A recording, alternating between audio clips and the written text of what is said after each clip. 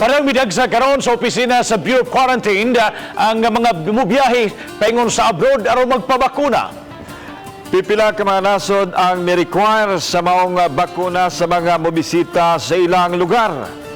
Kinisubay sa pagdeklarar sa Pilipinas nga adunay polio outbreak. Ani ang report ni Nico Sereno. Nabisi ang opisina sa Bureau of Quarantine Cebu sa mga magpabakuna og polio.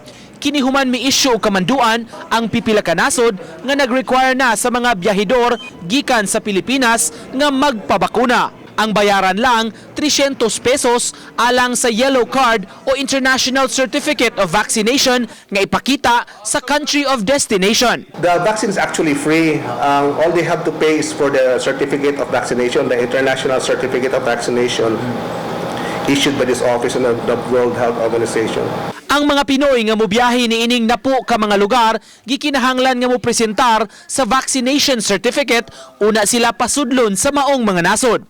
Apan ang uban nga mobiyahe sa mga nasod nga wala malakip sa listahan nagpabakuna gihapon aron nga makasiguro. Tambag sa Bureau of Quarantine ngadto sa mga dunay biyahe abroad magpakisayudaan sa konsulado o embahada sa nasod nga ilang adtuan kung manginahanglan ba sa vaccination certificate. Makuha lang yun sila to have peace of mind. Pero kami sa Bureau of Quarantine, dili mo balibad yun. So kung mari sila, o sige, kanang kuha lang mo.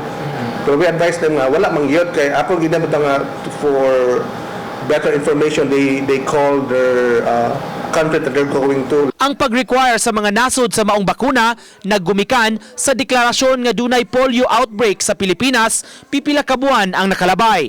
Nunot kini sa re-emergence o paggawas balik sa kaso sa polio dinhi sa Pilipinas human sa hataas nga katuigan nga kita polio free na.